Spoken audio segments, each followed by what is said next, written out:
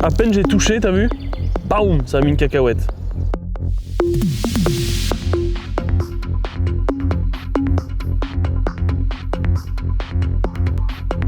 Notre hétérothèse n'a peur de rien.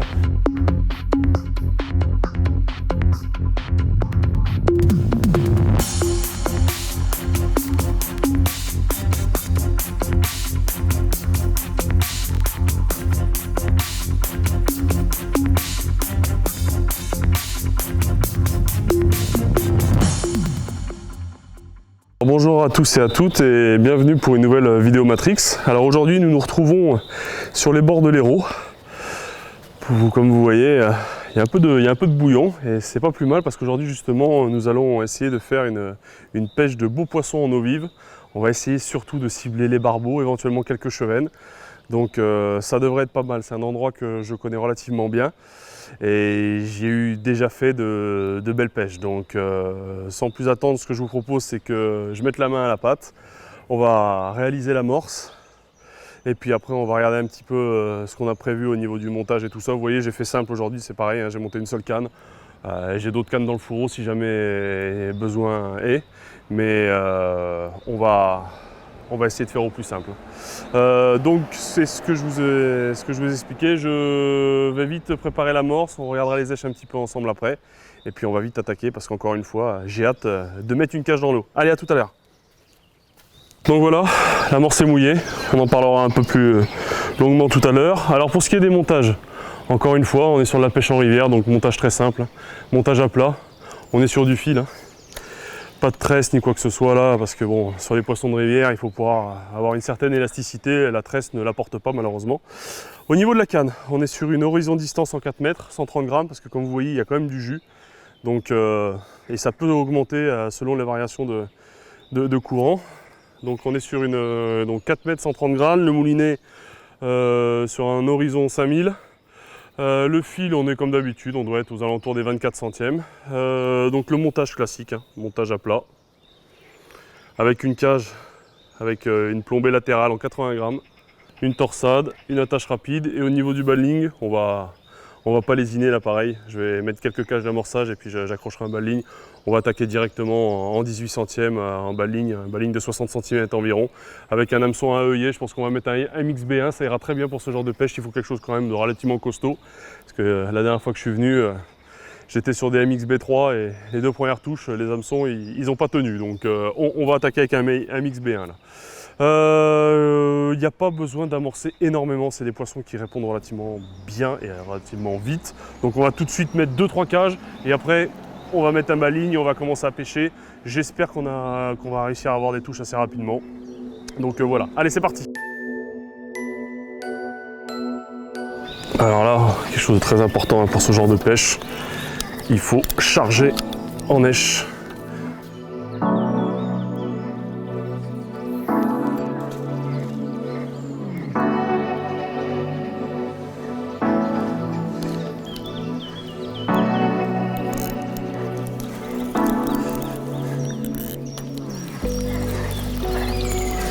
Vous voyez avec le courant, l'amorce elle part bien rapidement, donc vous voyez là j'ai chargé vraiment.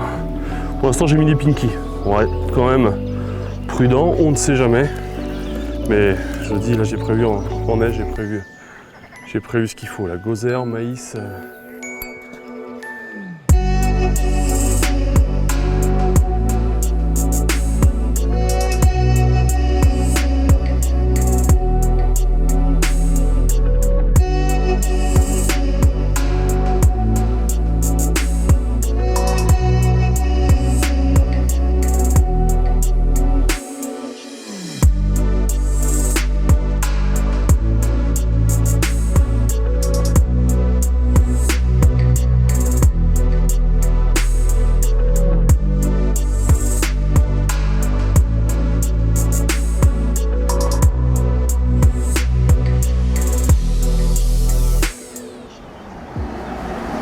Ça c'était un impact. Ah, poisson.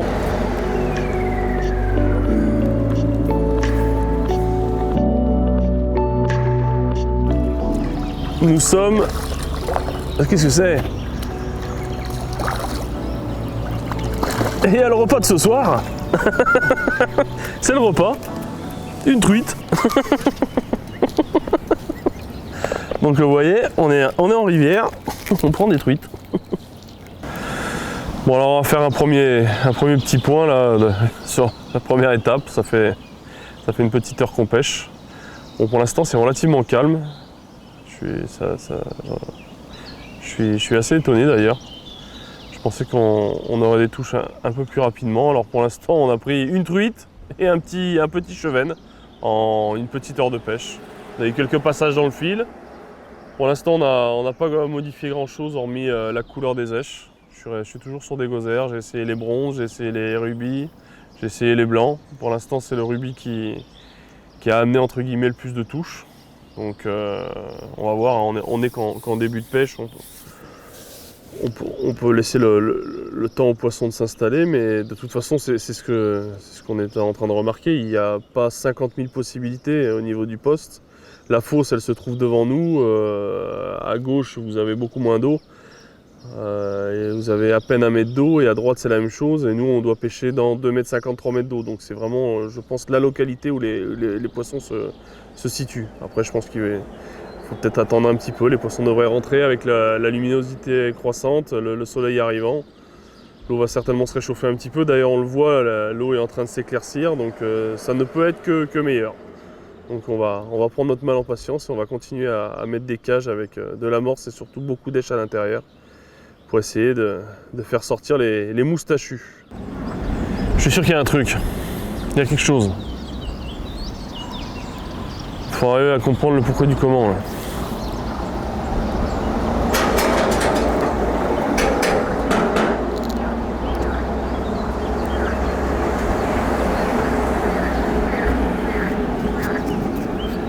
Après, la pêche, ça peut pas être toujours facile.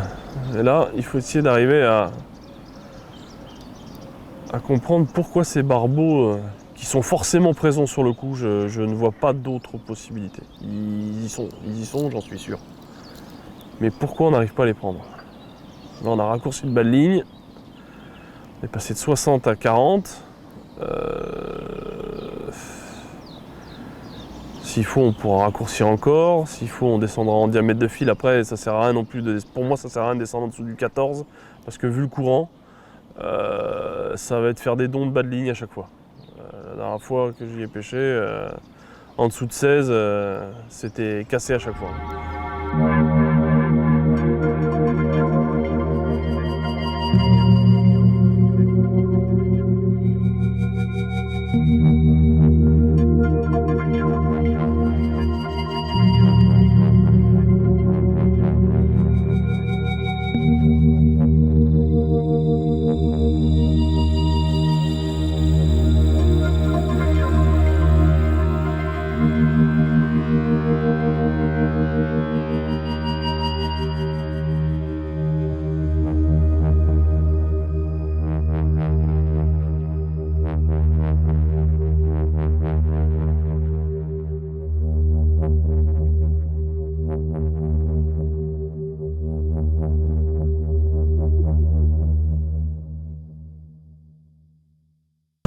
Bon bah deuxième petit point de la journée. Après 2 heures, 2 heures et quart de pêche, bah c'est toujours pas giboyeux hein, comme on dit. Hein. C'est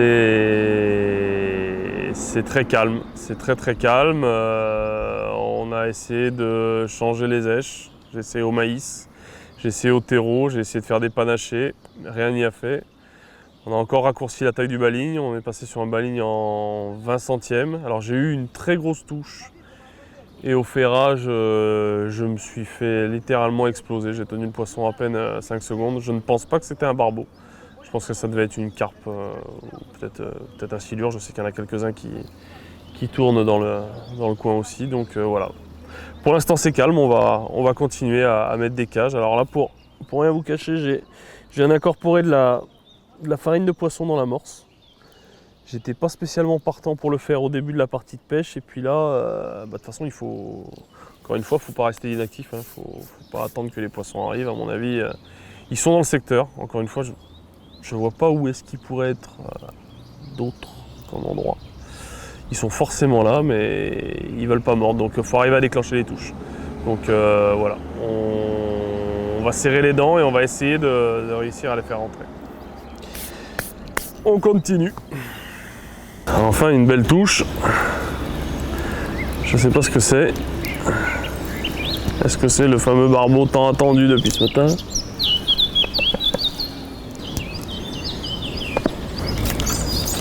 Un cabot. Et voilà. Un gros chevenne. Ah. Enfin, un beau poisson. Voilà, premier beau poisson de la journée. Un beau chevenne là, qui vient de mordre. 4 gosaires, rubis. Hop, allez. En espérant que ça soit le début de la pêche. Hein, Jackie? Je craque, j'en peux plus.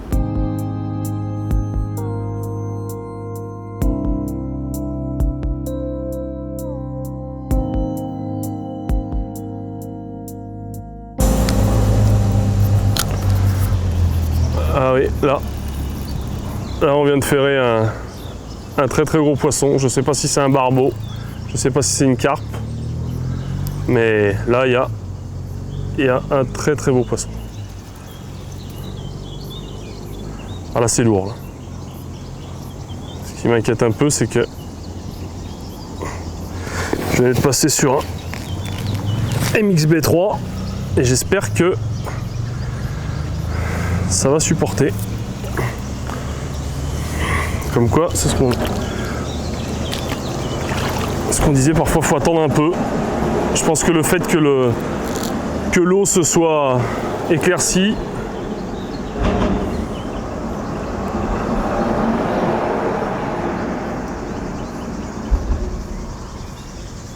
ah oui, là il y a un beau poisson. Là. Très très beau poisson, mais je sais pas ce que c'est. Oh là là là là là. Il part tout droit dans les cailloux, il y a un obstacle à une vingtaine de mètres. Et forcément, il connaît mieux la rivière que nous. Et il est allé mettre le nez dedans. On va essayer de se déplacer.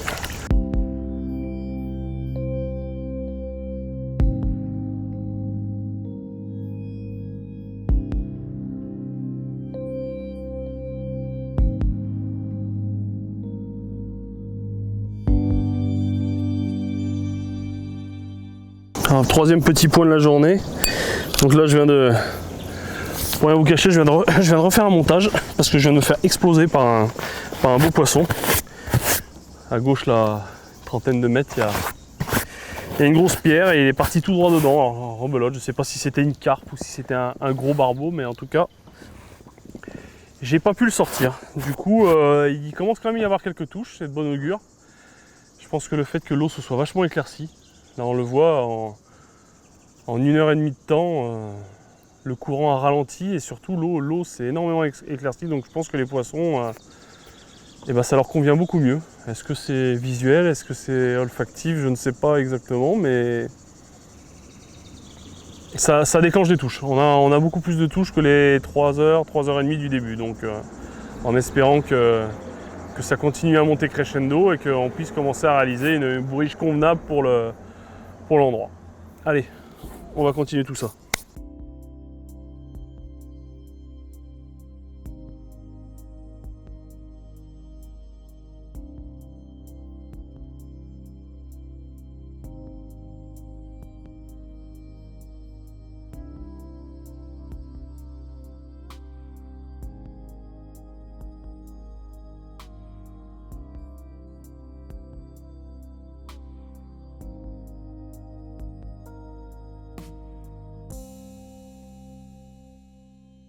Bon, on arrive quasiment à la fin de notre partie de pêche. Donc ça aura pas été terrible du fait de... Si on devait faire une analyse rapide, je pense honnêtement que la pluie d'hier, les orages de la nuit, ne nous ont pas facilité la pêche. C'est ce que je disais tout à l'heure. Quand on arrivait, l'eau était très mâchée, beaucoup plus haute. Là, l'eau s'est vachement éclaircie. On a presque perdu 20 cm. Et plus l'eau s'est éclaircie, plus on aura eu de touches. En sachant que, bon, malheureusement, on n'aura pas fait autant de barbeaux que espéré. Tous les gros poissons qu'on aura touchés, on les aura ou laissés dans des obstacles ou cassés. Alors en discutant là, il y a quelques minutes avec un local qui apparemment connaît pas mal le secteur, il y aurait pas mal de grosses carpes sur le parcours. Donc au début je pensais que c'était des gros barbeaux, mais non, en fait ça serait vraiment des grosses carpes. Donc autant se dire qu'en 18 centièmes en bas, ça les fait rigoler. Donc voilà, c'est dommage. Bon après, ce n'est que partie remise. On en discutait déjà avec Emilien. Je pense que ça sera un endroit à repêcher peut-être plus en hiver, où vraiment là le barbeau, parce que c'est vrai que c'est l'avantage avec les barbeaux, c'est des poissons qui se nourrissent toute l'année. Donc ça sera, je pense, une prochaine vidéo à faire en période hivernale, revenir sur ce secteur, sur ce parcours et essayer de les reprendre. Bon, en tout cas, voilà, on aura quand même passé un bon moment. Mais voilà, après la pêche, hein, c'est pas une science infuse, encore une fois. Il y a des jours ça donne, il y a des jours ça donne pas.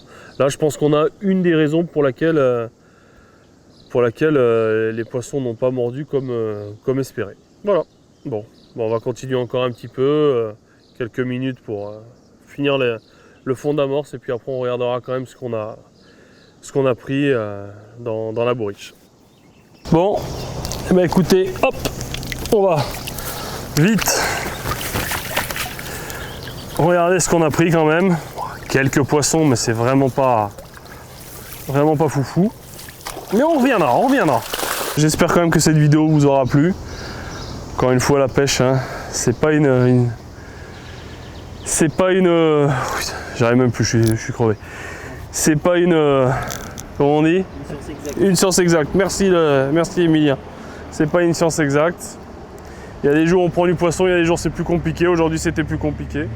Mais on s'est quand même amusé, on a passé un bon moment. Et si vous voulez revoir tout ça, nos vidéos, n'hésitez pas à vous abonner sur la page Matrix. Plein de belles choses à voir, des vidéos de différents pêcheurs. Et vous pouvez voir nos produits, nos nouveautés. Allez, je vous dis à très bientôt au bord de l'eau. Bonne fin de journée, au revoir.